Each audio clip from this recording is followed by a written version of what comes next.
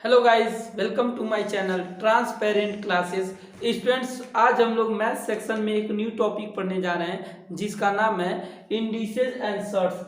Students, जिसको हिंदी में घातांक और करड़ी के नाम से जाना जाता है। स्टूडेंट्स, इसमें मैंने कुछ इंडिसेस बेस्ड जो क्वेश्चन लिखे हुए हैं जिसका मैंने रूल स्टूडेंट्स एक तरफ लिख दिया हुआ है। स्टूडेंट्स, एग्जाम में maximum of number of question इससे बनाए जाते हैं। स्टूडेंट्स, अक्सर एग्जाम में ऑब्जेक्टिव टाइप क्वेश्चन में इससे रिलेटेड क्वेश्चन पूछे जाते हैं।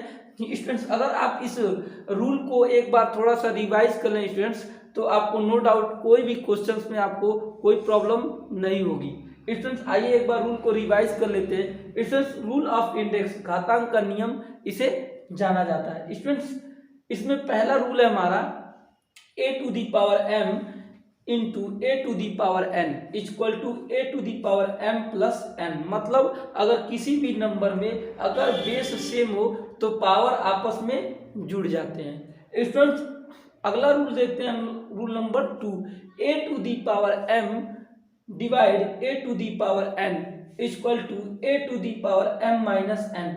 अगर किसी भी नंबर में बेस सेम हो लेकिन उनके बीच में पावर डिफरेंट हो और उनके बीच में डिवाइड का साइन बना हो तो स्टूडेंट्स वो पावर क्या होते हैं, आपस में सबट्रैक्ट हो जाते हैं। स्टूडेंट्स, यहाँ थोड़ा ध्यान दीजिएगा कि जो भी पावर में जो भी नंबर बड़ा होगा उसमें से छोटे वाले नंबर को हम लोग क्या करेंगे, सबट्रैक्ट कर देंगे। स्टूडेंट्स, रूल नंबर 3 देखते हैं। रूल नंबर 3 क्या है, a to the power m to the power n equal to a to the power mn।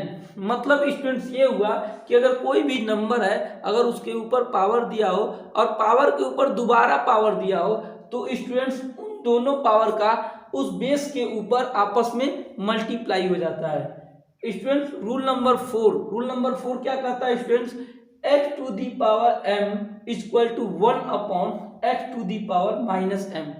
मतलब स्टूडेंट अगर कोई भी नंबर है और उसके ऊपर पावर हो तो उस पावर को हम लोग रेसिप्रोकल में करके निगेटिव लिख सकते हैं। It means that 1 upon x to the power minus m लिख सकते हैं। स्टूडेंट, थोड़ा यहाँ ध्यान दीजिए कि आप अगर ये नंबर निगेटिव हो तो उसका रेसिप्रोकल आप 1 upon x to the power positive लिख सकते हैं। इट मीन्स दैट अगर पॉजिटिव है तो निगेटिव उसका रेसिप्रोकल लिख सकते हैं और निगेटिव है तो उसका हम पावर पॉजिटिव बना सकते हैं। इस तरह स्टूडेंट्स आप इस क्वेश्चन को इस फॉर्मूले को उस क्वेश्चन बेस्ड पे अच्छे से आप क्वेश्चन अप्लाई कर पाएंगे। स्टूडेंट्स, अगले आते हैं रूल नंबर 5 पे। रूल नंबर 5 क्या कहता है students, a to the power x upon equal to b। तो a equal to b upon b पे पावर 1 अपॉन x। मतलब स्टूडेंट थोड़ा यहाँ ध्यान दीजिए कि अगर कोई भी नंबर है उसके ऊपर x है, अगर उसके ऊपर पावर x है तो b के बराबर अगर दिया गया हो क्वेश्चन में तो स्टूडेंट्स आप क्या कर सकते हैं कि जो नंबर यहाँ लिखा गया है a को आप इक्वल टू कर सकते हैं उस नंबर के बराबर। मतलब a के ऊपर जो पावर लिखा था वो उस इक्वल टू के बराबर वाले नंबर के ऊपर वो रेसिप्रोकल में हो जाएगा। It means that a equal to b to the power 1 upon x हो जाएगा। स्टूडेंट, रूल नंबर 6 देखिए। रूल नंबर 6 क्या है, a मल्टीप्लाई b पे पावर m। मतलब a और b को एक ब्रैकेट के ऊपर लिख के उसके ऊपर अगर पावर m दिया हो तो उसकी वैल्यू हो जाती है a to the power m multiply b to the power m। मतलब क्या करते हैं, अलग अलग नंबर को लिख के उसके ऊपर पावर लिख देते हैं। स्टूडेंट्स, रूल नंबर 7 क्या है, रूल नंबर 7 है कि a to the power x equal to a to the power y, तब x इक्वल टू y हो जाता है। मतलब अगर किसी भी नंबर का बेस सेम हो लेकिन पावर अगर डिफरेंट हो तो क्या करते हैं, हम पावर को एक दूसरे के बराबर लिख देते हैं। स्टूडेंट, रूल नंबर 8 हमारा है कि a to the power a upon b to the power m। मतलब कोई फ्रैक्शन है और फ्रैक्शन के ऊपर अगर पावर लिखा हो तो हम चाहेंगे तो उसके न्यूमरेटर के ऊपर भी पावर अलग से लिख सकते हैं और उसके डिनोमिनेटर के भी ऊपर पावर लिख सकते हैं। इट मीन्स दैट अलग अलग न्यूमरेटर और डिनोमिनेटर के ऊपर भी पावर आप अलग अलग लिख सकते हैं। इसलिए रूल नंबर 9 पे आता है। रूल नंबर 9 क्या कहता है, a to the power x upon b to the power x, तब a इक्वल टू b। मतलब अगर कोई भी नंबर लिखा हो और पावर सेम हो लेकिन बेस डिफरेंट हो, तो पावर को छोड़ के मतलब उन बेस को आपस में क्या करते हैं, हम बराबर करते हैं। कब? जब उनका घात बराबर हो। उनका घात बराबर हो तो आधार को बराबर के एक तरफ लिख लेते हैं। इट मीन्स दैट बराबर करके लिख लेते हैं।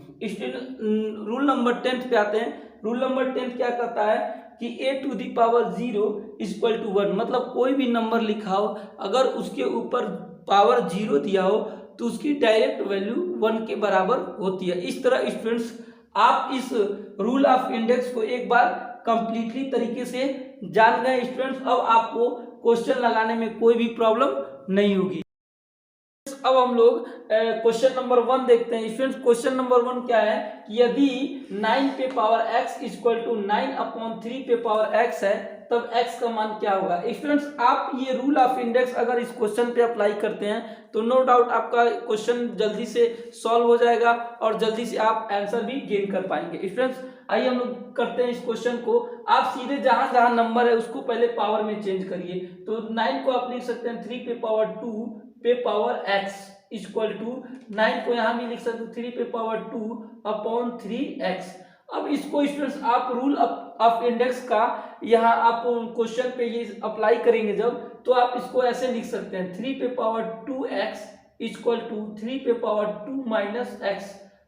स्टूडेंट्स आप रूल ऑफ इंडेक्स जब इसमें अप्लाई कराएंगे तो इस तरह से स्टूडेंट्स ये क्वेश्चन हो जाएगा। आप इसको ऐसे लिख सकते हैं, अगर बेस सेम होता है तो पावर को क्या करते हैं, आपस में इक्वल कर लेते हैं।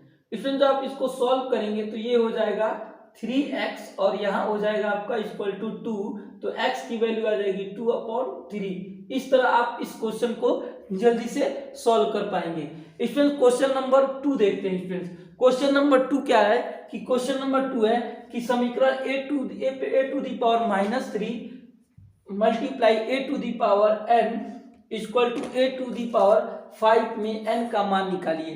स्टूडेंट्स आप इस क्वेश्चन को कैसे करेंगे कि पहले तो क्वेश्चन में ही देखिए कि पावर क्या है, पावर डिफरेंट है लेकिन बेस सेम है, तो आप इसको ऐसे लिख सकते हैं a to the power -3 plus n, a to the power -3 plus n, और यहाँ लिख सकते हैं a टू दी पावर 5।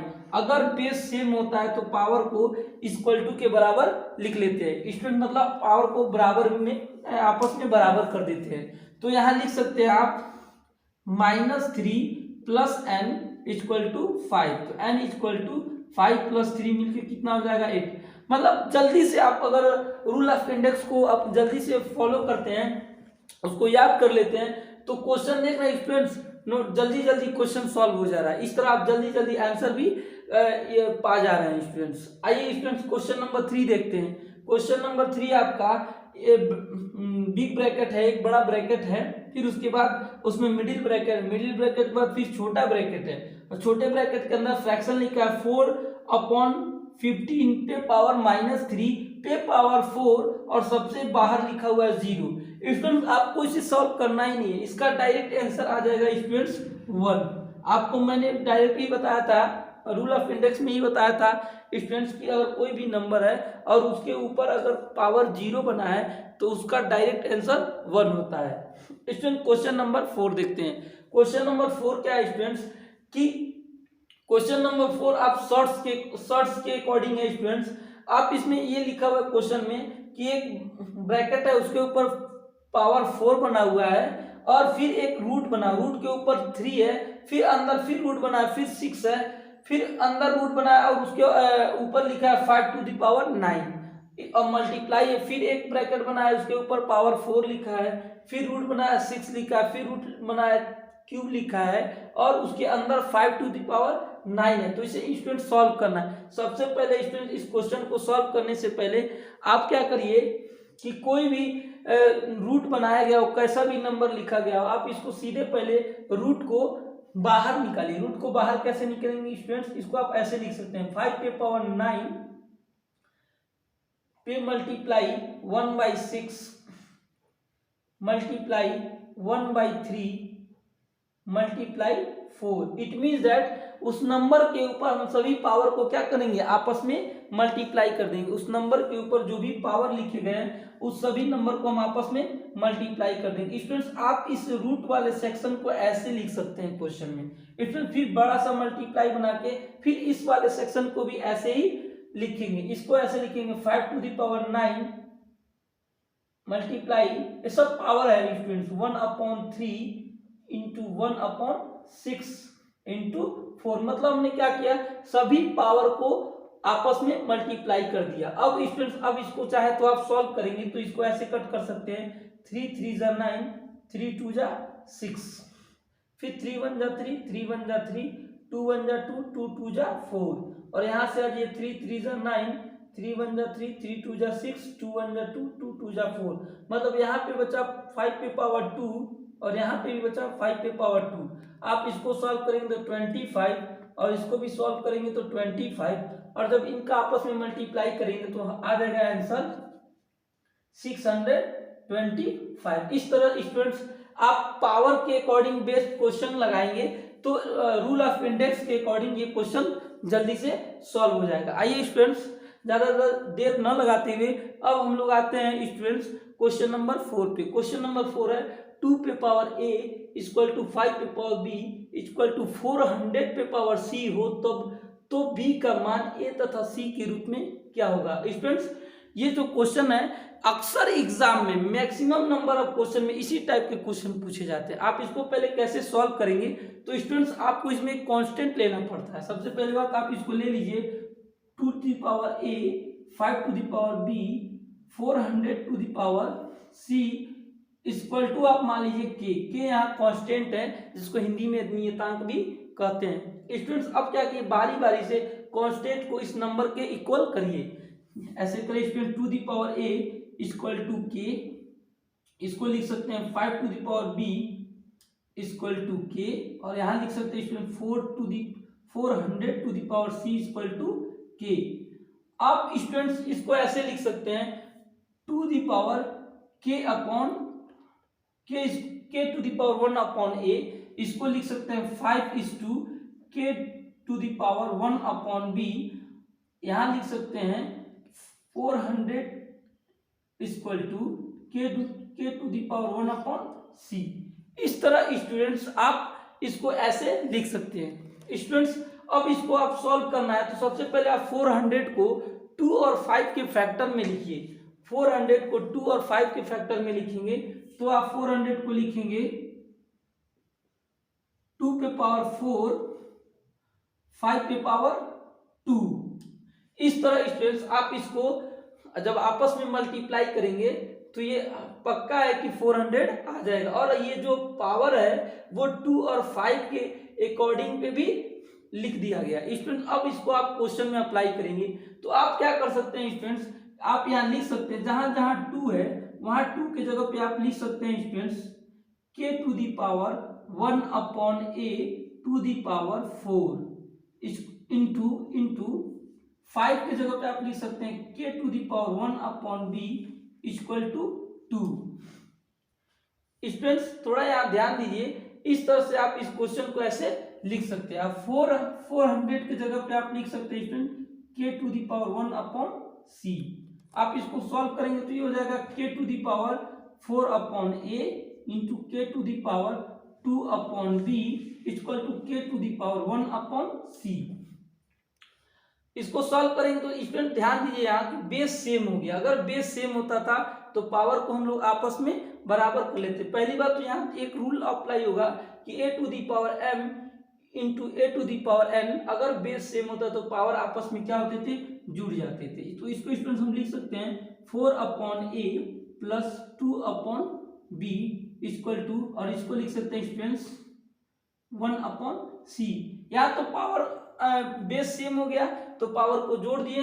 और स्टूडेंट्स अगर यहाँ फिर एक और रूल अप्लाई करते हैं ये कि अगर जब क्या होता है कि k to the power 4 upon a है, k to the power 2 upon b है, equal to k to the power 1 upon c है। तो यहाँ स्टूडेंट बेस सेम होता है तो पावर आपस में जुड़ जाते हैं, जिसके अकॉर्डिंग हम लिख सकते हैं 4 upon a plus 2 upon b equal to 1 upon c. यहाँ 1 अपॉन सी ऐसे है स्टूडेंट्स, यहाँ भी बेस सेम और इस जगह भी बेस सेम, तो ये भी आपस में बराबर हो जाते हैं स्टूडेंट्स। तो स्टूडेंट्स यहाँ इसको जब सॉल्व करेंगे तो लिखेंगे 2 upon b equal to 1 upon c minus 4 upon a. आप इसको सॉल्व करेंगे तो ये हो जाएगा 2 अपॉन बी इक्वल टू यहाँ हो जाएगा ए सी और यहाँ हो जाएगा ए माइनस 4। और जब यहाँ से स्टूडेंट्स आप लिखेंगे 1 अपॉन बी तो ये हो जाएगा स्टूडेंट्स यहाँ ए माइनस 4 अपॉन 2ac। और जब इसको रेसिप्रोकल करेंगे स्टूडेंट तो डायरेक्ट लिख सकते हैं b equal to 2ac upon a minus 4। इस तरह स्टूडेंट्स आपका ये आंसर हो जाएगा। स्टूडेंट्स इस तरह आप इस क्वेश्चन का b के रूप में 2ac अपॉन a माइनस 4 के रूप में आप आंसर दे पाएंगे। स्टूडेंट्स अगर आपको मेरा ये कॉन्सेप्ट अच्छा लगे तो आप मेरे चैनल को ढेर सारा लाइक, सब्सक्राइब और शेयर करें। Thank you.